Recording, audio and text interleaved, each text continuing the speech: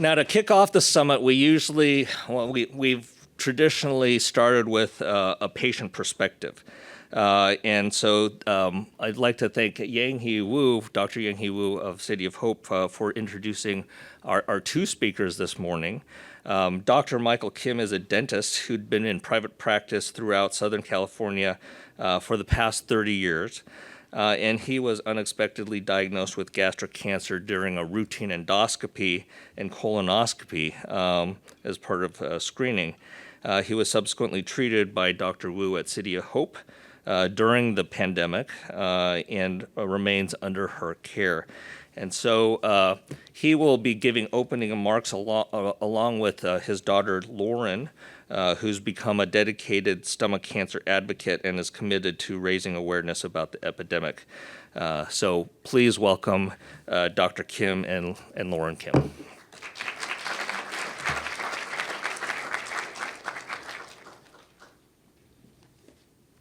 Hello, good morning.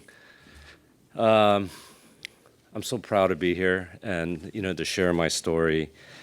As a Korean American, I came here at the age of 3 and stayed in California. And living here in California, I was able to grow up both being Korean, enjoying Korean culture, and also American culture too. But as we see everybody here, America is not just white faces and yellow hair anymore. It's a complete diversity of people, and it's really become the United States, the melting pot of the whole world. Even though I've been in somewhat of the health field with my family growing up and myself, I had no idea of the prevalence of stomach cancer. It wasn't until that I got stomach cancer that I found out how prevalent it was in the Korean community and now in the Hispanic and Black and other communities. And because we live in a society where now we're exposed to many different types of cultures and foods, our habits change. And with the changing of habits, we eat, different types of cultural foods, and we enjoy people's customs. For example, Asian people tend to eat more of a family style setting, and maybe Hispanic people tend to eat more of like, instead of individual plates, we share food. And by sharing food, there's always the chance of increased spread of H. pylori. And, growing up here, whenever you go in for just your normal routine lab tests and so forth, you do your normal CBC and your metabolic panels, but no one really checks for H. pylori. And the only time you check for H. pylori is when you go in there with symptoms. And even when you first go with symptoms, you don't even get checked for H. pylori. They just assume it's a reflux. You get an antacid, maybe you get some Carafate, and life goes on. And then it doesn't heal. And so maybe at that point they test for H. pylori, and then it gets better. But then they never do the endoscopy.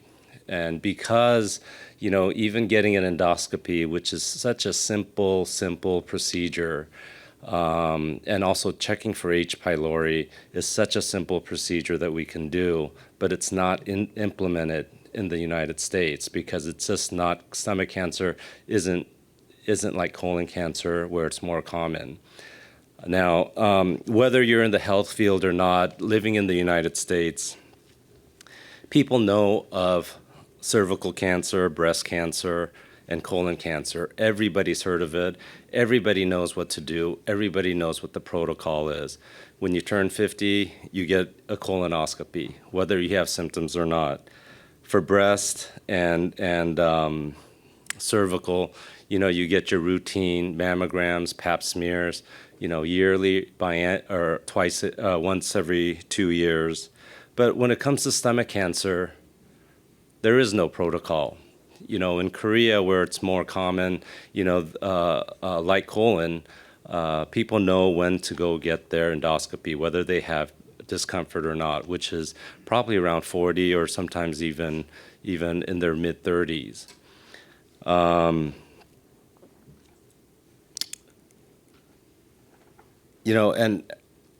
And as far as colon cancer is concerned, the only way I found out about it is because when you talk to people, it's just a given, just from commercial advertisements, that you go and get your colonoscopy. And with my story, when I turned 40 or 50, the insurance finally, said, "Oh, you're covered to get your colonoscopy."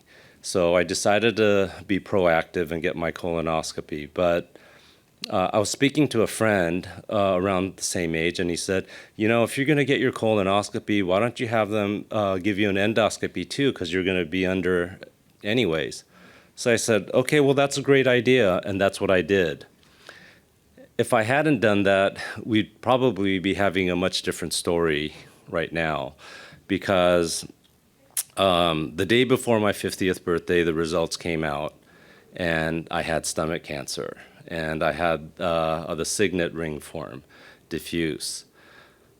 When I heard the information, you just become numb. You don't. It was almost as if like all the emotions in your body was out, and you're just kind of in a daze. Luckily, my GI doctor introduced me to Dr. Yang Wu. He said, "You know what?" Because I had no idea what to do. I said, "Well, okay, well, you hear of people with cancer, and what do I do now?" And he said, "If it was me, I would go to Dr. Yang Wu." He placed a call, and I remember the hardest thing with having cancer is waiting around for the answers.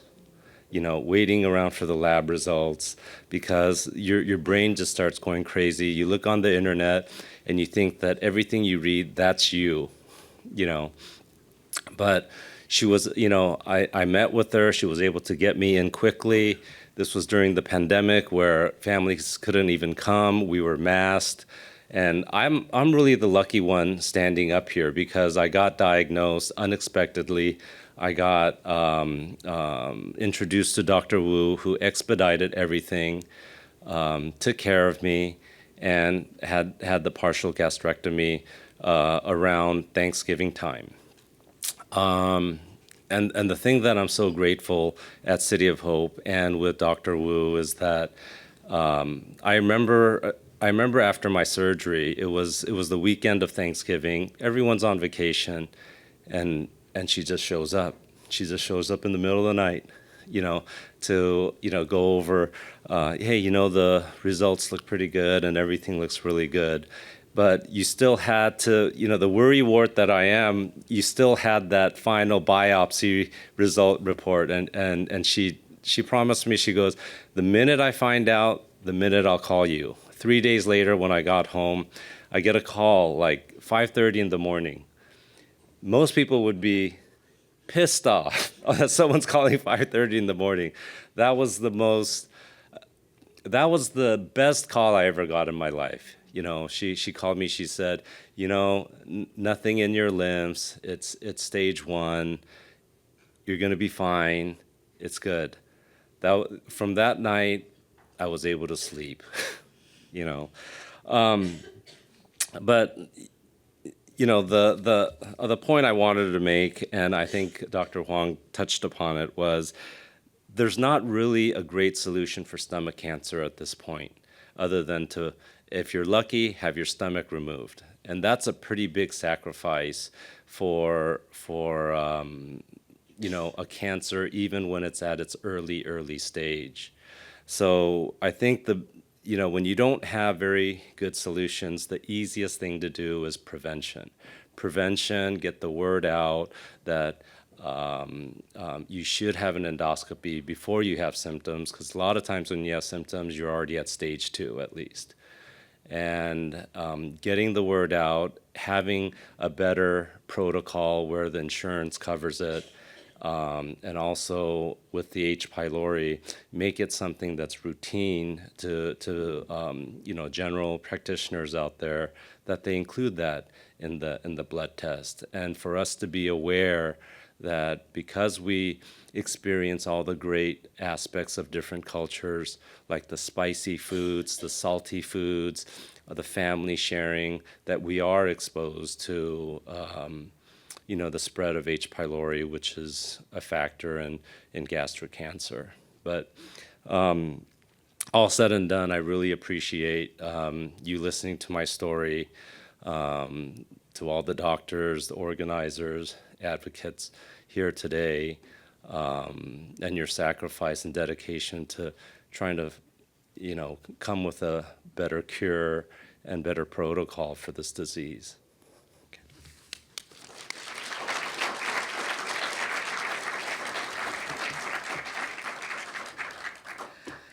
Good morning, everyone. My name is Lauren Kim, and I'm so excited to be here at Stanford for the first time. As a senior in high school, it's very humbling to be in the presence of many of you, doctors, patients, caregivers, and organizers and advocates whose unyielding passion and sacrifice for this disease is what brings us all here today. And to top it off, to be at one of the most prestigious educational institutions in the world, where only students like myself can only dream of being a part of. Ever since I could remember, I was always prone to getting a stain on my shirt while eating, especially a ketchup stain while biting into a juicy burger when I happened to be wearing a white shirt. Being a little OCD, it drove me absolutely nuts. Growing up in a strict Korean family, I was taught that neatness and order were not just external habits, but a reflection of one's inner discipline. So I could not help myself from frantically blotting the stain with a wet napkin, triggering memories of the day that turned my life upside down. 4 years ago, my life was suddenly disrupted, much like the stain on my white shirt, when I found out my dad had stomach cancer. When planning a surprise 50th birthday party for him, I accidentally overheard my parents' conversation with the doctor, advising him to get his stomach partially removed. Like the white shirt, my world had been untainted, but now ruined by the stain called cancer. My excitement for the party quickly turned to negative thoughts.